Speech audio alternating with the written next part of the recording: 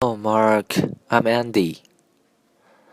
The front porch was sagging, so we had to bolster it with cinder blocks until it could be repaired. When Lisa was in the hospital, visits from friends boosted her spirits. As soon as you drive a new car off the lot, it depreciates. It's immediately worth less than you paid for it. The property depreciated when the city built a sewage plant nearby. Some people end up hopelessly in debt because of indiscriminate spending, so be selective about what and how much you buy. I confess to an indiscriminate love of chocolates. I don't distinguish between plain old Hanshree bars and fancy imported chocolates. I adore them all. Inquisitive students usually do better than those who are less curious and less eager to learn. Small children are naturally inquisitive. They wonder about the world around them, and they are constantly asking why. When I ask Leonard what he wants for his birthday, he never gives me any specific ideas. He just gives a nebulous answer like, oh, something I can use. Don't give nebulous answers on the exam, said the history instructor. Be specific. At family gatherings, we kids were always relegated to the kitchen table, while the adults ate in the dining room. When we have overnight guests, my parents give them my room and relegate me to a cot in the attic. The show was replete with dazzling effects, including gorgeous scenery, glittering costumes, dramatic lighting, and thrilling music. The Book of Household Hints got an excellent review. It's replete with good advice. The critic wrote, every homeowner should purchase a copy. People in sedentary occupations, such as bus drivers and riders, need to make a special effort to exercise. My older sister's lifestyle is so sedentary that the longest walk she ever takes is from her living room couch to the front seat of her car. A basic tenet of Islam is there is no God but Allah, and Muhammad is his prophet. This world might be a paradise if everyone lived by such tenets as never cause suffering. I was hurt by Roger's terse response to my invitation, and he said was no thanks. A British humor magazine once gave this terse advice to people about to marry: don't. To fall or decrease in value or price, to lower the value of. Not chosen carefully, not based on careful selection, marked by much sitting, requiring or taking little exercise. A belief or principle held by to be true by an individual or group, brief or clear, effectively concise.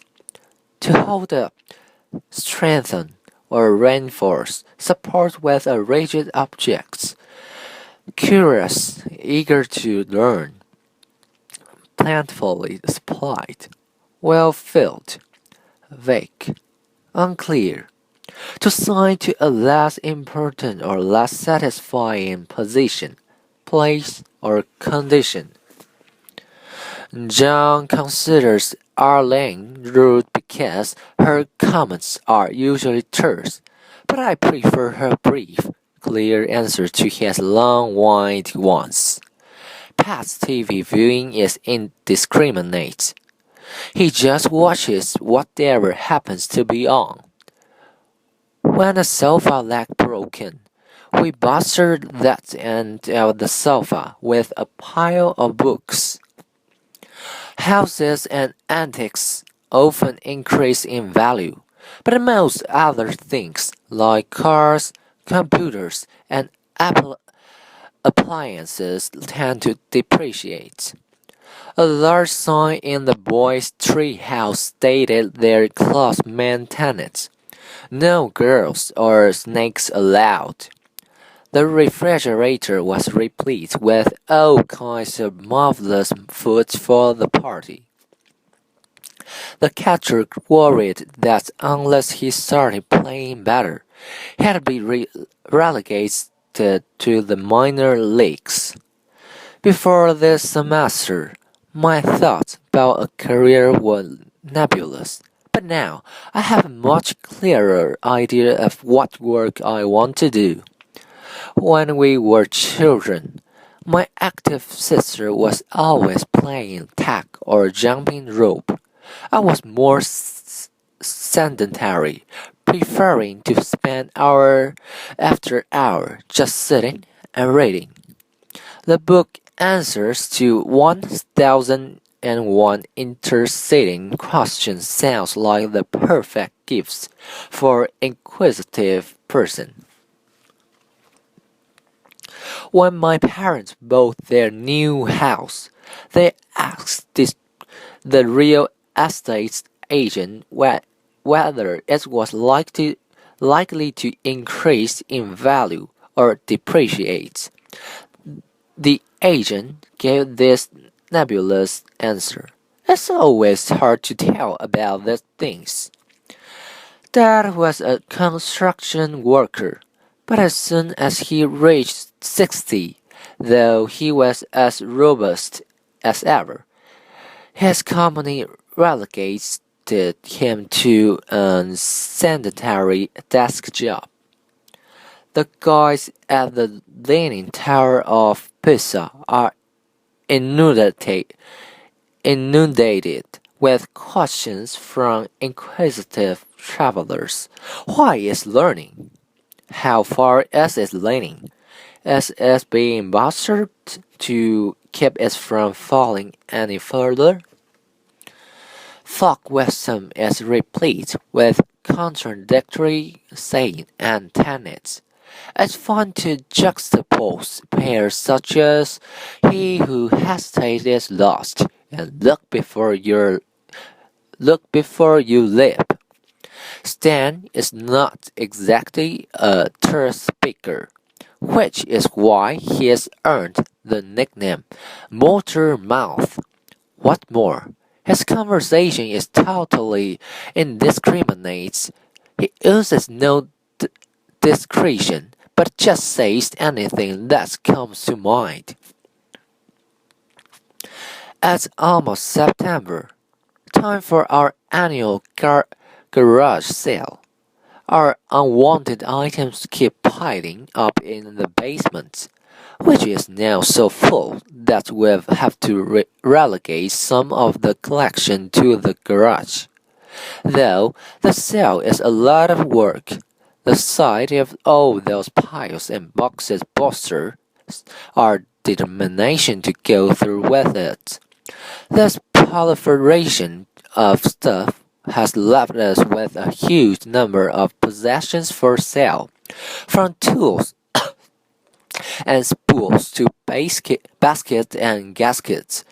This year, for example, we have an old bike that some zealots for exercise might buy and a soft chair and footstool for a more sedentary customer. Our ad states our main tenet, something for everyone.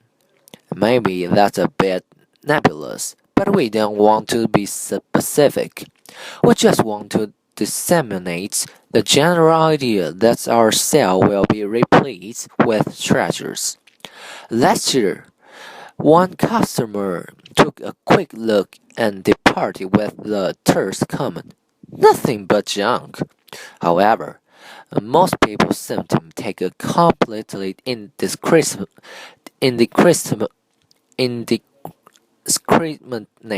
indiscriminate approach to shopping.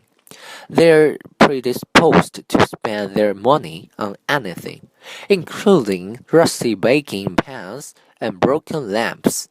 Then there are the inquisitive shepherds who want us to tell them every detail about every item. How old is it? What did we pay for it? Will it increase or depreciate in value? Friends have foolishly asked us where in the world we get all this junk to sell year after year. An inane question, because the answer is simple. We shop and garage sale.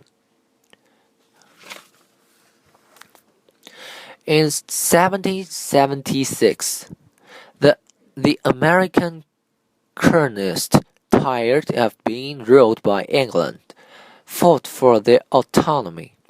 Children as young as age 2 began to want some autonomy. The term "terrible twos" reflects their struggle for independence. Bureaucratic organizations can become so bogged down in regulations that almost no work gets done. This family is more bureaucratic than the federal government. Mac complained to his parents, "You have rules for everything."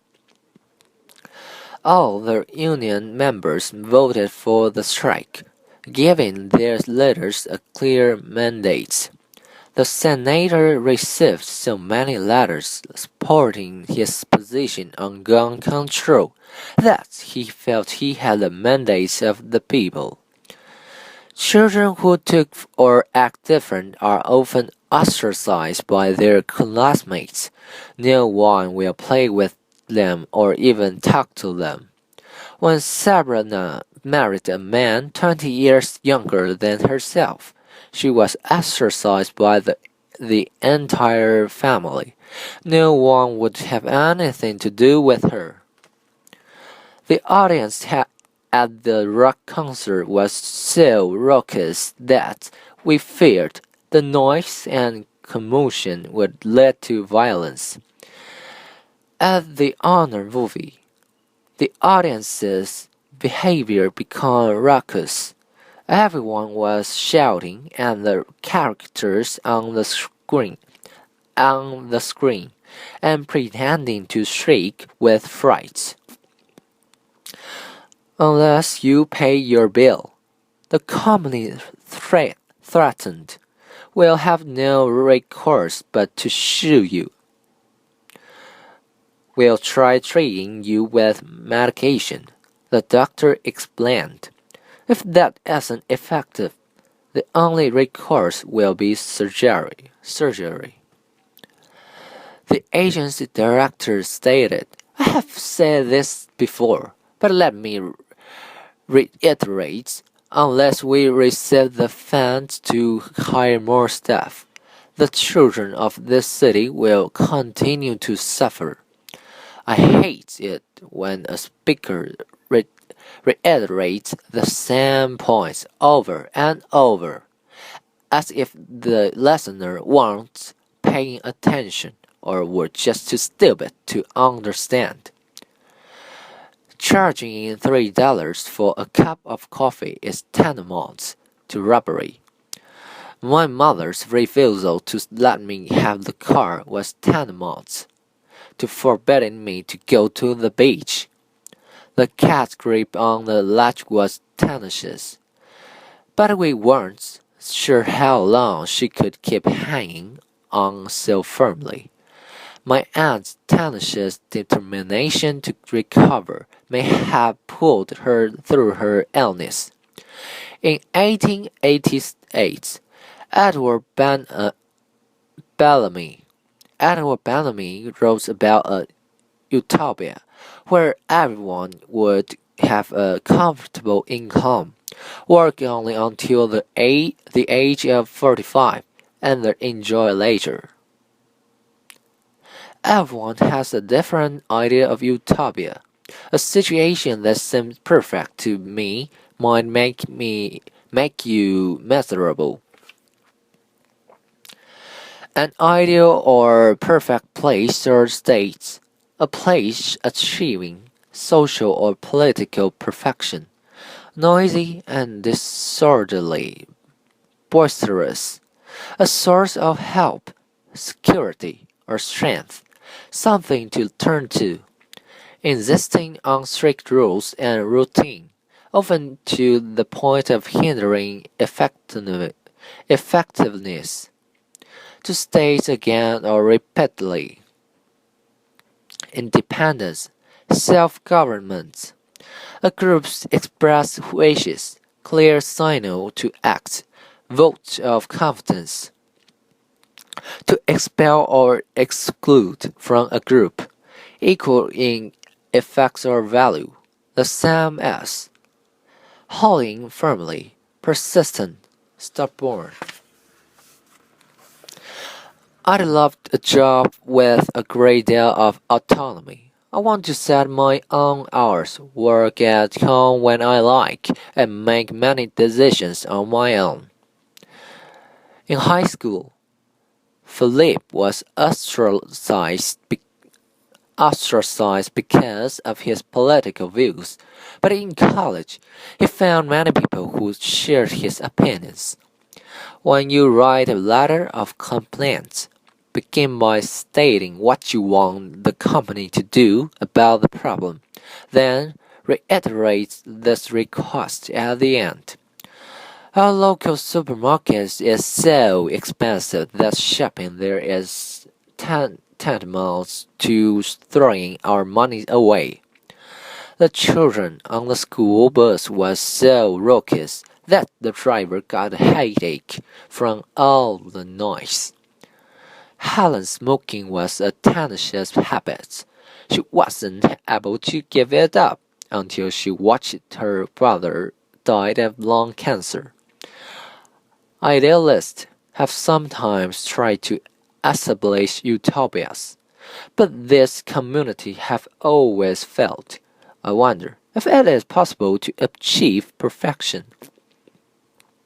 While most college instructors are flexible, some are very bureaucratic, allowing no exceptions to the rules regardless of the circumstances. In a landslide election, the voters' mandate is clear, if the vote has been close, though it's difficult to tell what the people really want. In the past, workers often have no recourse when employers discriminated against them. Today, however, they can seek help from the Equal Employment Opportunity Commission. One concept of a utopia is a society in which each individual maintains his or her autonomy, yet collaborates with others to achieve the good for all. My company is so bureaucratic, Nick complained, that we are buried in paperwork. Sometimes we have to reiterate the same information on 5 different forms. If elected officials ignore the mandates of the people, citizens have always had the recourse of voting those officials out of office. Our neighbors have too tenacious belief in superstitions. For instance, she insists that our owning a black cat is tantamount to asking for a grievous misfortune. The kids' basketball league ostracized one team because of the repre- reprehensible behavior of its players. They engage in raucous horseplay on the courts, instigated fights, and constantly try circum- circumvent the rules. Now, the other teams refuse to play them. At Monday's student council meeting, the officers debated about whether or not students should be required to wear uniforms. Barbara, president of the senior class, stated that as an elected representative of the students, we wouldn't vote to change the dress code without a clear mandate from the student calling for such a change. Personally, she said, I think that forcing people to wear certain clothing robs them of their autonomy. What is school supposed to teach us, if not the ability to think and act it independently? Besides, she added, the school administration is bureaucratic enough. We don't need any more rules and regulations. Ray, vice president of the junior class, disagreed. The current situation in our school is tantamount to a three-ring circus, he said. Students compete to see who can look most clownish. Some of the outfits show so much skin that they belong on a beach. Other kids are such snobs about their ostentatious designer clothes that they ostracize kids who can't afford to keep up with them. I'm not saying that uniforms would change the school into an utopia. No place, no place is perfect. I just think that if we want school to be more fair, our best recourse is a strict dress code. At that, several students burst into raucous disagreement, yelling and pounding on their desks. After several minutes of vociferous chaos, the meeting came to order, and Barbara was called on again. Tenacious in her opinion, she insisted, I understand what you're saying, Ray, but I want to reiterate a point I made earlier. Uniforms do away with one aspect of personal choice, and one of my tenets is that personal choice is precious.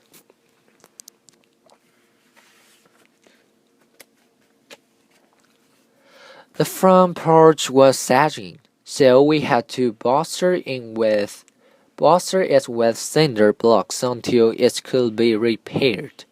As soon as you drive a new car off the lot, it depreciates.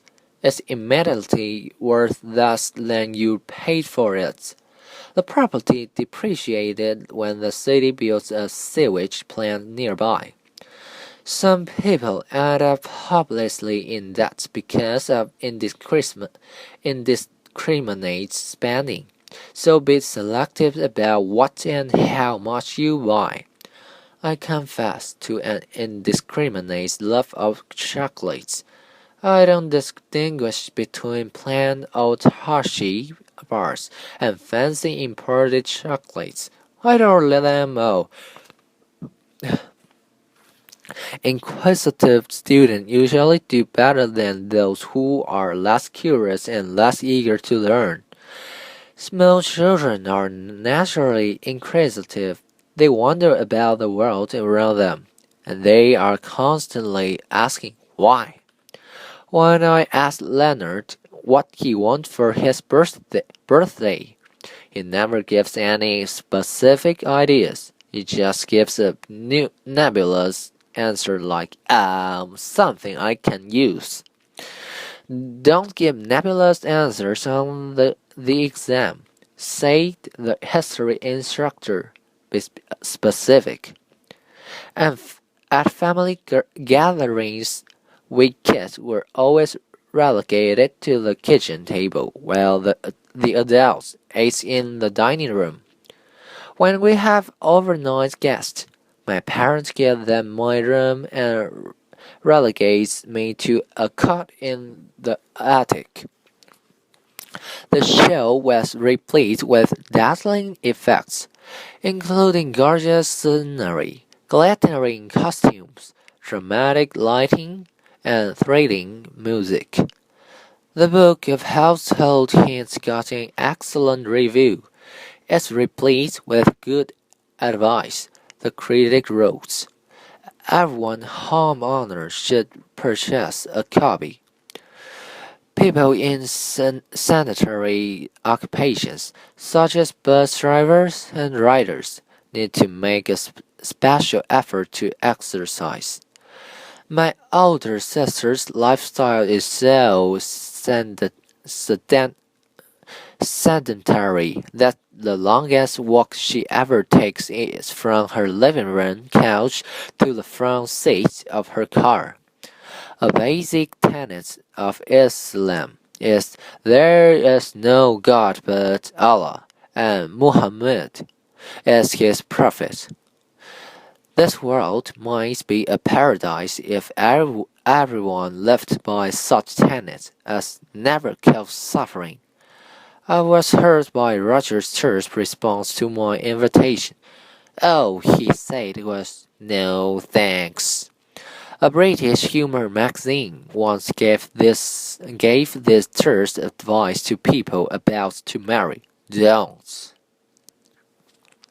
To fall or decrease in value or price, to lower the value of. Not chosen carefully, not based on careful selection, marked by much sitting, requiring or taking little exercise. A belief or principle held to be true by an individual or group. Brief and clear, effectively concise, to hold up, strengthen, or reinforce. Support with a rigid objects. Curious, eager to learn. Plentifully supplied, well filled, vague, unclear. To assign to a less important or less satisfying position, place, or condition. John, consider Arlene rude because her comments are usually terse, but I prefer her brief, clear answers to his long-winded ones. Pat's TV viewing is indiscriminate. He just watches whatever happens to be on. When a sofa leg broke, we bolstered that end of the sofa with a pile of books. Houses and antiques often increase in value, but most other things, like cars, computers, and appliances, tend to depreciate. A large sign in the boys' treehouse stated their club's main tenets: no girls or snakes allowed. The refrigerator was replete with all kinds of marvelous foods for the party. The catcher worried that unless he started playing better, he'd be relegated to the minor leagues. Before this semester, my thoughts about a career were nebulous, but now I have a much clearer idea of what work I want to do. When we were children, my active sister was always playing tag or jumping rope. I was more sedentary, preferring to spend hour after hour just sitting and reading. The book answered to 1001 interesting questions sounds like the perfect gift for an inquisitive person. When my parents bought their new house, they depreciated agent whether it was likely to increase in value or depreciate. The agent gave this nebulous answer: "It's always hard to tell about these things." Dad was a construction worker. But as soon as he reached 60, though he was as robust as ever, his company relegated him to a sedentary desk job.